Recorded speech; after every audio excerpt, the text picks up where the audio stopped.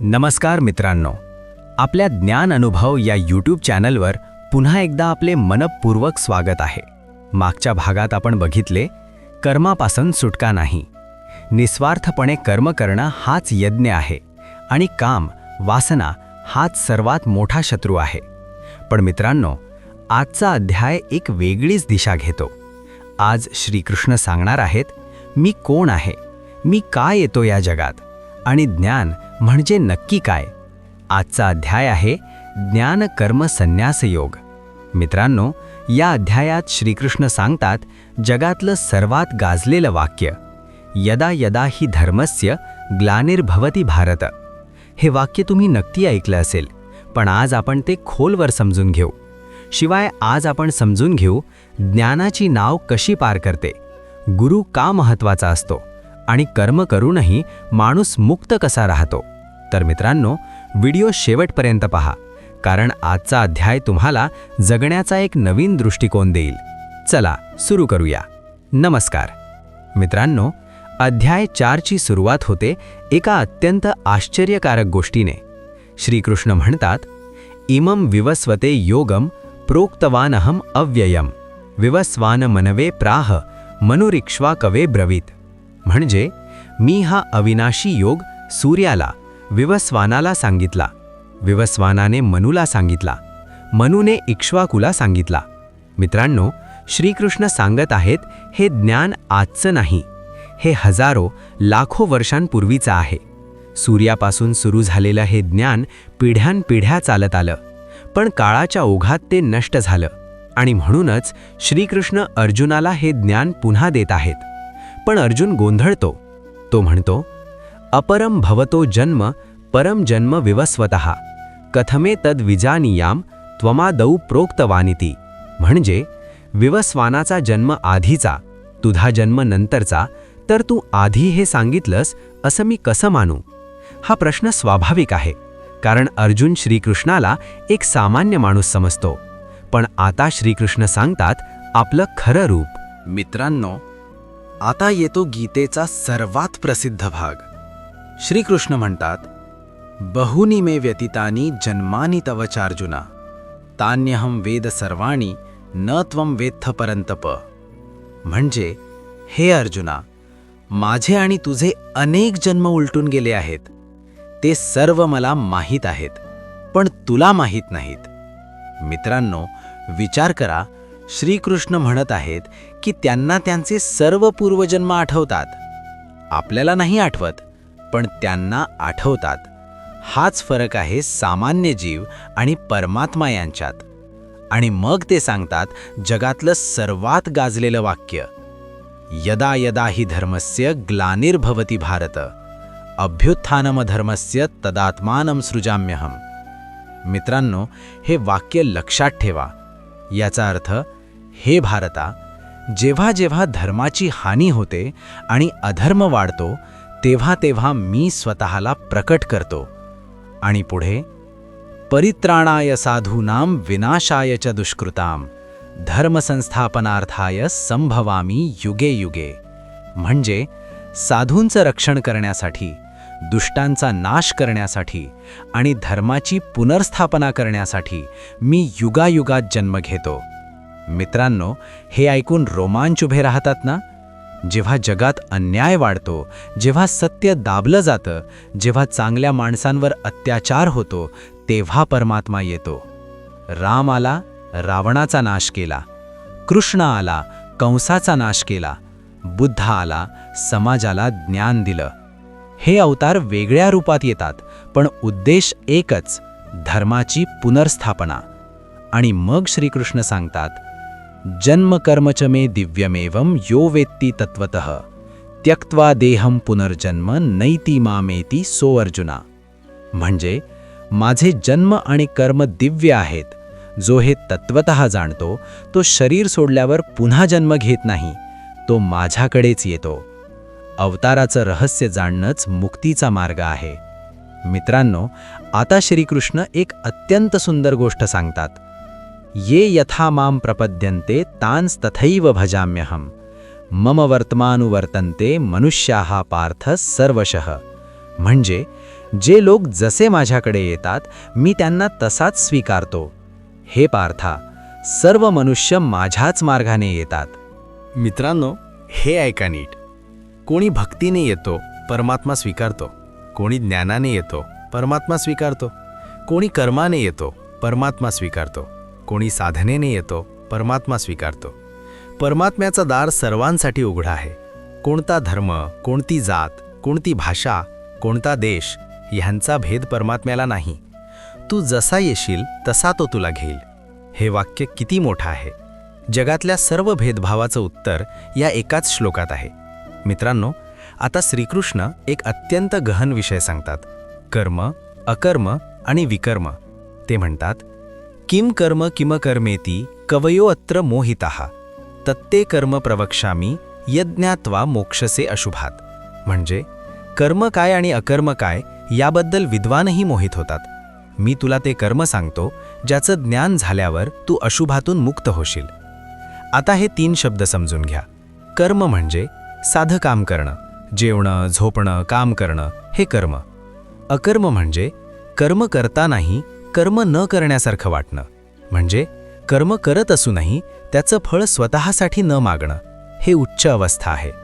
विकर्म म्हणजे निषिद्ध कर्म, म्हणजे पाप, जे करू नये ते करणं.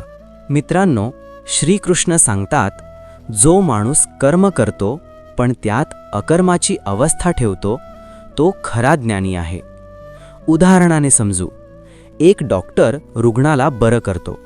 जर तो विचार करतो, मी बरं केलं, माझ्यामुळे झालं, हे सामान्य कर्म आहे. पण जर तो विचार करतो, परमात्म्याचं माध्यम बनून मी फक्त काम केलं, हे अकर्म आहे. कर्म केलं पण अहंकार नाही, हीच मुक्ती. मित्रांनो, श्रीकृष्ण सांगतात, ज्ञानी माणसाची लक्षणे. यस्य सर्वे समारंभाः कामसंकल्पवर्जिताः ज्ञानाग्निदग्ध कर्माणं तमाहुः पंडितं बुधाः. म्हणजे ज्याच्या सर्व कर्मांमध्ये वासना आणि संकल्प नाहीत, ज्याची कर्मे ज्ञानाग्नीत जळून गेली आहेत, त्याला विद्वान पंडित म्हणतात. मित्रांनो, पंडित म्हणजे फक्त पोथी वाचणारा नाही. पंडित म्हणजे ज्याच्या कर्मांमध्ये स्वार्थ नाही, ज्याच्या मनात वासना नाही, जो ज्ञानाने जगतो. आणि मग श्रीकृष्ण सांगतात, त्यक्त्वा कर्मफलासंगम नित्यतृप्तो निराश्रयः कर्मण्यभिप्लुतोऽपि नैव किंचित करोति सः. म्हणजे फळाच्या आसक्तीचा त्याग करून नेहमी तृप्त असलेला, कशावरही अवलंबून नसलेला असा माणूस कर्मात गुंतला असूनही काहीच करत नाही असं म्हणता येतं. मित्रांनो, हे समजलं का? जो फळाची अपेक्षा नाही ठेवत, जो नेहमी आनंदात असतो, जो कुठल्याही फळावर अवलंबून नाही, असा माणूस कर्म करतो पण बंधनात पडत नाही. हे सांगणं सोपं आहे, पण जगणं कठीण.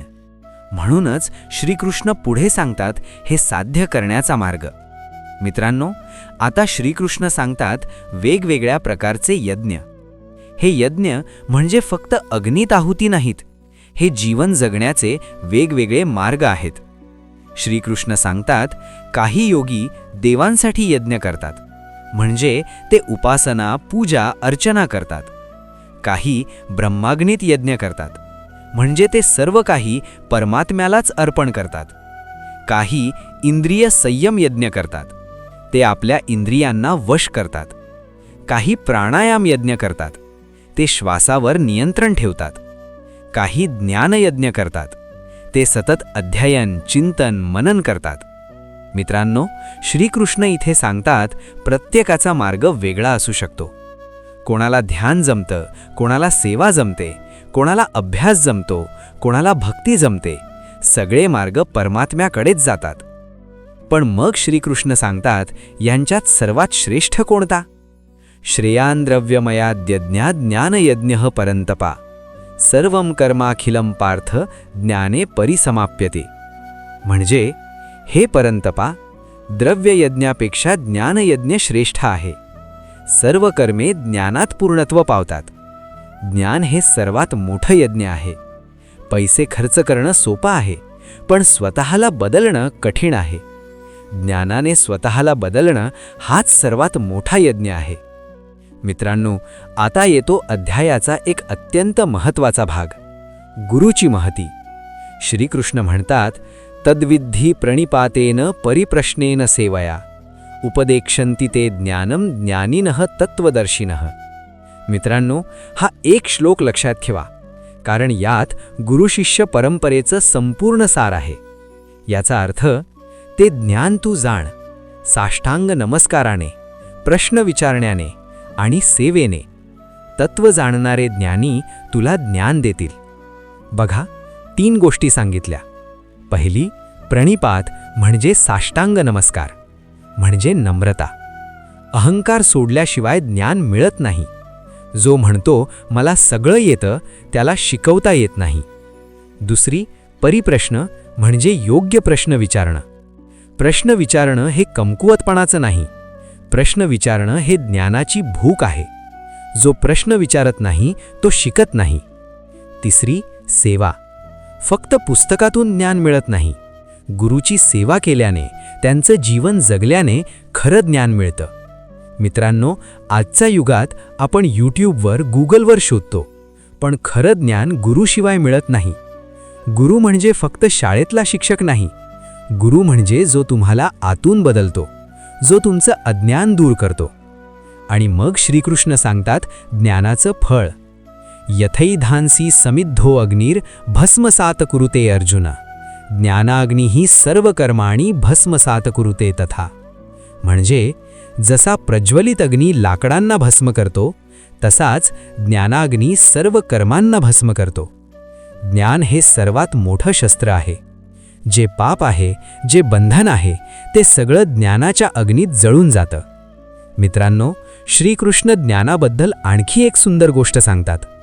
अपिचेदसी पापेभ्यः सर्वेभ्यः पापकृत्तमः सर्वं ज्ञानप्लवेनैव वृजिनं संतरिष्यसि. मित्रांनो, हे वाक्य ऐका नीट. याचा अर्थ, जरी तू सर्व पाप्यांमध्ये सर्वात मोठा पापी असलास, तरी ज्ञानाच्या नावेने सर्व पापांचा सागर तू पार करशील. बघा, ज्ञान ही नाव आहे. आपण कितीही पापी असलो, कितीही चुका केल्या असल्या, जर खरं ज्ञान मिळालं तर सगळं पार होतं. मित्रांनो, हे कित्येकांसाठी आशेचं किरण आहे. तुम्ही म्हणता, मी खूप चुका केल्या, आता माझं काय होणार? श्रीकृष्ण म्हणतात, काळजी नको, ज्ञानाची नाव घे, सगळं पार होईल. आणि मग श्रीकृष्ण म्हणतात, यथाग्निही सुविभक्तो अर्चिही भस्मसात कुरुते तणम, श्रद्धावान लभते ज्ञानम तत्परः संयतेंद्रियः. म्हणजे श्रद्धावान, तत्पर, इंद्रिय संयमी माणूस ज्ञान मिळवतो. श्रद्धा, प्रयत्न, संयम बरोबर ज्ञान. हे 3 घटक असले तर ज्ञान नक्की मिळतं. मित्रांनो, अध्यायाच्या शेवटी श्रीकृष्ण सांगतात एक अत्यंत महत्त्वाची गोष्ट. अज्ञश्चा श्रद्धाधानश्च संशयात्मा विनश्यति, न्यायम लोकः अस्ति न परो न सुखम संशयात्मनः. मित्रांनो, हे वाक्य खूप महत्त्वाचं आहे. याचा अर्थ, अज्ञानी, श्रद्धा नसलेला आणि संशय करणारा माणूस नाश पावतो. संशयी माणसाला या लोकात किंवा परलोकात कुठेच सुख नाही. मित्रांनो, संशय हा सर्वात मोठा शत्रू आहे. संशयाचे 2 प्रकार असतात. चांगला संशय म्हणजे प्रश्न विचारणं, तपासणं, हा बुद्धीचा संशय आहे. यातून ज्ञान मिळतं. वाईट संशय म्हणजे सगळ्यावर अविश्वास ठेवणं. होईल का? नाही होणार. यश मिळेल का? नाही मिळणार. हा मनाचा संशय आहे. यातून नाश होतो. आपल्या आयुष्यातही बघा, ज्या माणसाला सतत संशय असतो, हे जमेल का मला? लोक काय म्हणतील? नाही झालं तर? असा माणूस कधीच पुढे जात नाही. संशय सोडा, श्रद्धा धरा, प्रयत्न करा, फळाची काळजी करू नका. तर मित्रांनो, आजच्या अध्याय 4 मधून आपण शिकलो. पहिली शिकवण, परमात्मा युगायुगात येतो, धर्माच्या रक्षणासाठी, अधर्माच्या नाशासाठी. अन्याय कितीही वाढला तरी परमात्मा येतोच. दुसरी शिकवण, परमात्मा सर्वांना स्वीकारतो. तू जसा येशील तसा तो तुला लिहील, कुठलाही भेदभाव नाही. तिसरी शिकवण, ज्ञान हे सर्वात मोठं शस्त्र आहे. ज्ञानाने सर्व कर्मांचं बंधन जळून जातं. ज्ञानाची नाव घे, सागर पार होतो. चौथी शिकवण, संशय सोडा, श्रद्धा धरा. संशयी माणसाला या जगात सुख नाही. पुढच्या भागात आपण पाहणार आहोत अध्याय 5, कर्मसन्यास योग. कर्म सोडणं श्रेष्ठ की कर्म करत राहणं श्रेष्ठ, हा प्रश्न पुढच्या भागात सुटणार आहे. जर हा व्हिडिओ तुम्हाला आवडला असेल तर लाईक करा, शेअर करा आणि आपल्या ज्ञान अनुभव या यूट्यूब चॅनलला सबस्क्राईब करायला विसरू नका. तुमच्या मनात काही प्रश्न असतील तर कमेंटमध्ये नक्की लिहा. मी प्रत्येक कमेंटला उत्तर देण्याचा प्रामाणिक प्रांजल प्रयत्न करेन. भेटूया पुन्हा पुढच्या भागात. इति श्रीमद् भगवद्गीता अध्याय 4 ज्ञानकर्म संन्यास योग संपूर्ण.